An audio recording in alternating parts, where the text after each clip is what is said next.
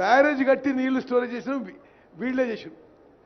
The biggest barrages in the world capacity is 2 TMC, 3 TMC, maybe maximum 4 TMC.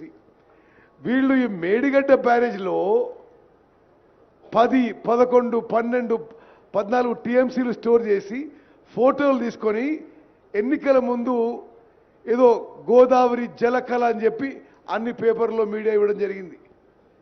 అంటే basic principles of irrigation were not followed, basic principles of water management were not followed, basic principles of financial management not followed.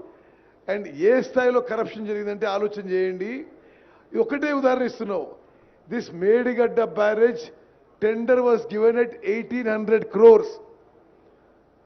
ఎవరు బాధ్యులు? ఇది 4600 కోట్లు ప్రజాధనం ముందు escalation of cost and then the Medigadda barrage collapses.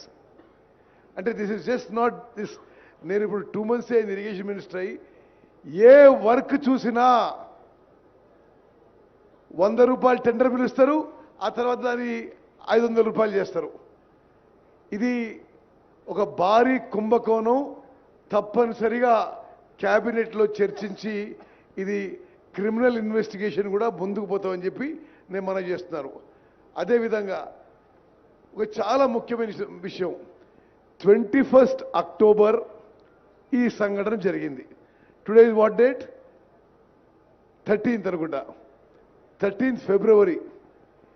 ఈ రోజు వరకు కూడా ఈ కాళేశ్వరం ప్రాజెక్టుకి చీఫ్ డిజైనర్, చీఫ్ ఇంజనీర్ అంతా తానే కట్టిన కేసీఆర్ ఒక్క మాట కూడా మాట్లాడలేదు. 21st October when it collapsed, till we were sworn in the government on 7th for 40-45 days, ఆయనే ముఖ్యమంత్రి, నోరు తెరవలేదు. ఆ రోజు నుంచి ఈ రోజు కూడా ఒక్క మాట కూడా మాట్లాడకపోవడం ఇది చాలా దురదృష్టకరం. మీడియా కూడా గమనించాలని చెప్పి నేను మనం చేస్తున్నాను. అదేవిధంగా నేషనల్ డ్యామ్ సేఫ్టీ అథారిటీ ఒక constitutional body created by an act of parliament.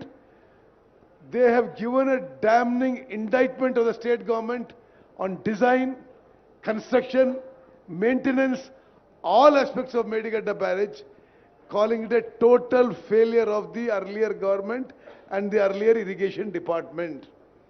Memu further ga kuda National Dam Safety Authority, which is a government of India body constituted with experts on dams and created by an act of parliament, the further inquiry investigation we are going to cooperate with them. గత ప్రభుత్వం వాళ్ళు అడిగిన data కూడా ఇవ్వలేదు.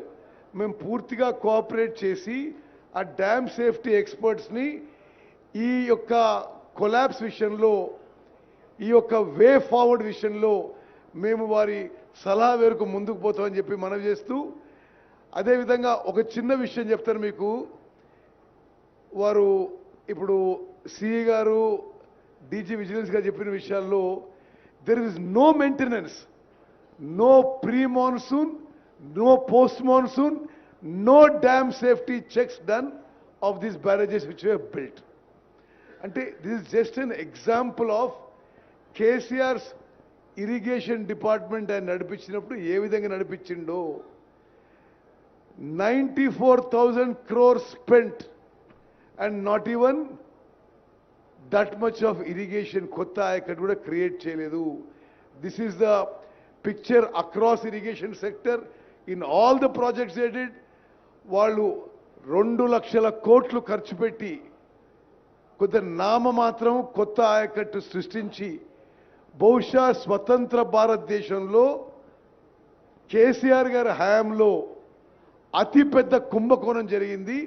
తప్పనిసరిగా అన్ని విషయాల్లో enquiry, investigation, తదుపరి చర్యలకు ఈ ప్రభుత్వం సిద్ధమవుతోంది. ధన్యవాదాలు. సాంబశివరావు గారు. పెద్దలు గౌరవనీయులు ముఖ్యమంత్రి రేవంత్ రెడ్డి గారు, అలాగే ఇరిగేషన్ మేజర్ శాఖ మంత్రి ఉత్తమ్ గారు, అలాగే ఈ నియోజకవర్గ శాసనసభ్యులు అలాగే ఇన్ఫర్మేషన్ అండ్ ఇండస్ట్రీ